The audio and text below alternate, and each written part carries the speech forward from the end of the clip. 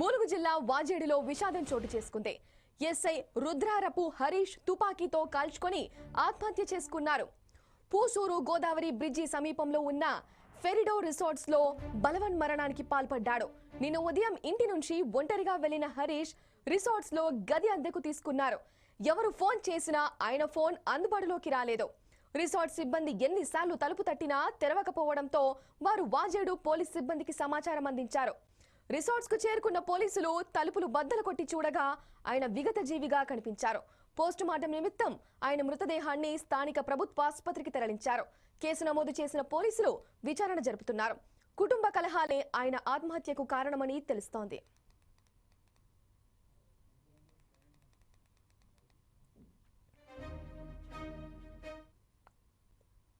పెరియాడ రిసార్ట్లో తన service రివర్వల్తో suicide చేసుకున్నాడని తెలిసిన వెంటనే మేము వచ్చి చూసేసరికి అతను పూల్ ఆఫ్ బ్లడ్ అయి పడి ఉన్నాడు.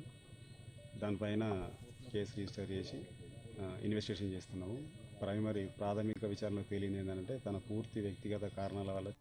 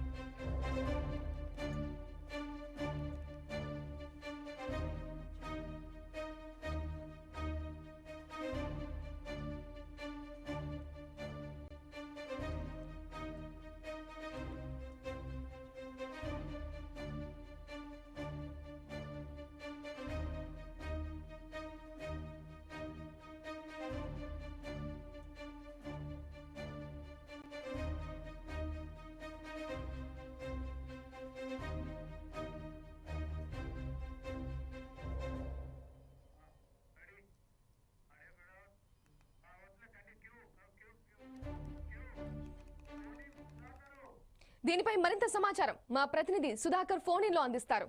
సుధాకర్ చెప్పండి. Thank you Sriya. ములుగు జిల్లాలో వాజేడు మండలంలో విధులు నిర్వహిస్తున్న ఎస్ఐ రుద్రారపు హరీష్ తన సర్వీస్ రివాల్వర్తో కాల్చుకొని మృతి చెందినట్టుగానే వెలుగులోకి వచ్చింది. ఒకటే చూసుకోవచ్చు, ఈ మధ్య కాలంలో తెలంగాణ రాష్ట్ర వ్యాప్తంగా మావోయిస్టు ఎన్కౌంటర్ కొనసాగుతున్న నేపథ్యంలో ములుగు ఛత్తీస్గఢ్ సరిహద్దు ప్రాంతంలో విధులు నిర్వహిస్తున్న పోలీసులు ఈ ఎన్కౌంటర్ లో ప్రముఖ పాత్ర పోషించారు. అందులో భాగంగానే నిన్న కూడా ఒక ఎన్కౌంటర్ కొనసాగింది. ఎన్కౌంటర్ లో సుమారు 7 మావోయిస్టులు ప్రాణాలు కోల్పోయారు. ఇది జరిగిన 24 గంటల సమయంలోనే పేరూరు పోలీస్ స్టేషన్ లో గతంలో విధులు నిర్వహించిన ఎస్ఐ అయితే గతంలో ఆయన స్టార్టింగ్ లో పేరులో ఎస్ఐగా విధులు నిర్వహించారు. బదిలీపై వచ్చేసిన వాజేడు వెంకటాపురం మండలానికి వాజేడు పోలీస్ స్టేషన్ కు ఎస్ఐగా బదిలీ కావడం జరిగింది. గత 15 రోజుల క్రితం అతను స్వగ్రామానికి వెళ్లి రావడం జరిగింది. ఇంటికి వెళ్ళి వచ్చిన తర్వాత విధులు నిర్వహిస్తున్న ఎస్ఐ వచ్చేసి నిన్న ఎక్కడ అతను స్టే చేస్తున్నాడో ఆ రెస్టారెంట్ వెళ్ళేసి అక్కడ ఉండడం జరిగింది. తెల్లారేసరికి అతను సర్వీస్ రివార్డుతో కాల్చుకున్న సంఘటన వెలుగులోకి వచ్చింది. ఒకటే అనుకోవచ్చు 2020 సంవత్సరంలో విధులు బ్యాచ్ చెందిన హరీష్ మొదటగా వాజేడ్ లో ప్రొవిషనరీ ఎస్ఐగా విధులు నిర్వహించారు. ఆ తర్వాత పేరూరు ఎస్ఐగా బాధ్యతలు చేపట్టారు. పేరు నుంచి వెళ్ళి బదిలీలో భాగంగా బాధ్యతకు రావడం జరిగింది. ఇప్పుడు కూడా బాధ్యతలో సుమారు 6 నెలల క్రితం మాత్రమే 10 బాధ్యతలు చేపట్టడం జరిగింది.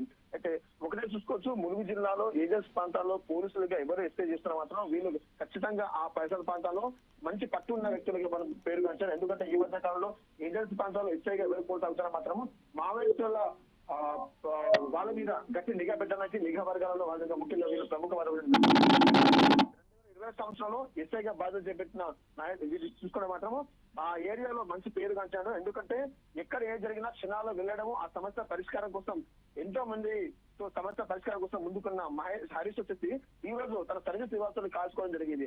ఒకటే అనుకోవచ్చు, 15 రోజుల క్రితం ఇంటికి వచ్చిన వ్యక్తి వేరే మహిళతో మాత్రము అతనికి పెళ్లికి ఇచ్చిన సంబంధం మాట్లాడడం జరిగింది. వచ్చే నెల ఆమె అమ్మాయితో ఆమెకు నిశ్చితంగా అవుతుందని కుటుంబ సభ్యులు సంతోషంగా ఉన్న నేపథ్యంలో మాత్రము ఈ రోజు ఉదయం తన సర్వీస్ నివాసాలు కాల్చుకోవడం నెలకొంది. అయితే అతను ఏ రూమ్ లో సూసైడ్ చేస్తున్నాడో అతని పక్కన ఒక మహిళ ఉంది. అతను మాత్రం వరుసకు కోడలని చెప్పడం జరుగుతుంది. అతను కోడలా లేకపోతే ఆమెకు ఈ ఎస్ఐకి ఏమైనా ఇల్లీగల్ కాంటాక్ట్ ఏమైనా జరుగుతుందా అనేది చూడడం మాత్రం చూసుకోవచ్చు. ఒకటే అనుకోవచ్చు, ఈ కుటుంబానికి చెందిన వాళ్ళు మాత్రం మొత్తం 3 ఆనందములండి. అందులో వాళ్ళ హరీష్ వాళ్ళ బ్రదర్స్ సిఐగా ఢిల్లీలో విధులు నిర్వహిస్తున్నారు. ఎక్కడ ఎస్పీ గారు వెళ్లారో, ఎస్పీ గారి తర్వాత డెడ్ బాడీని అంబులెన్స్ తీసుకొస్తున్న నేపథ్యంలో మాత్రం హరీష్ తల్లి వచ్చేసి అంబులెన్స్ ముందు కూర్చొని నా పెద్ద కుమారుడు ఢిల్లీ నుంచి వచ్చే వరకు నా డెడ్ బాడీ ఇక్కడ తీయలేదు, నా కొడుకు డెడ్ బాడీ తీయకూడదు, దాని తర్వాత తీయాలి, అసలు నా కొడుకు గురించి కారణాలు ఏంటి నాకు ఖచ్చితంగా తెలియాలంటే మాత్రం ఆ తల్లి కన్నీరు మున్నీరు అవుతుంది.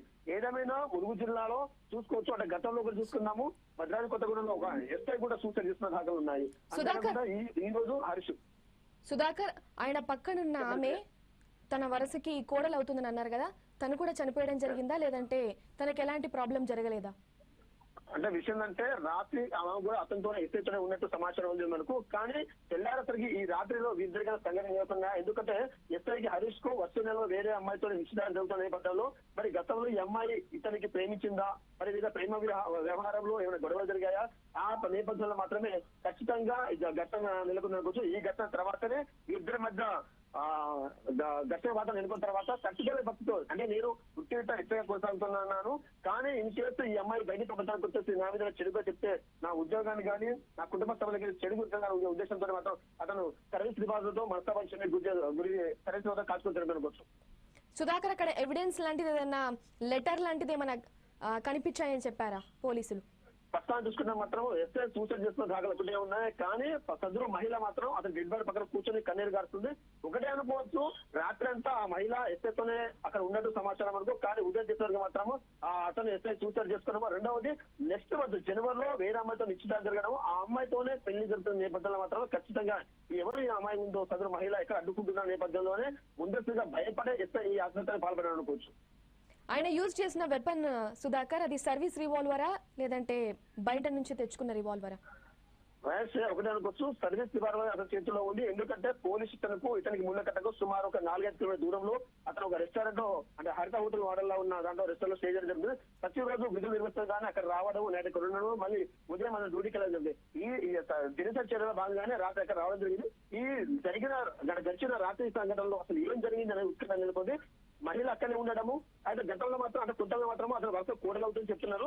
మిగిలిన వారు మాత్రం లేదు, వీరిద్దరు ప్రేమించుకున్నారు, కాకపోతే మాత్రం ఎస్ఐకి వేరే వార్తలు వివాహంకు సలహా జరుగుతున్నాయి కాబట్టి ఎక్కడ ఈ అమ్మాయి అడ్డుకుంటుందో అనే భయంతోనే సూసైడ్ చేసుకోవడం మాత్రం బయట వద్దతులు నిలుస్తున్నాయి. Thank you Sudhakar.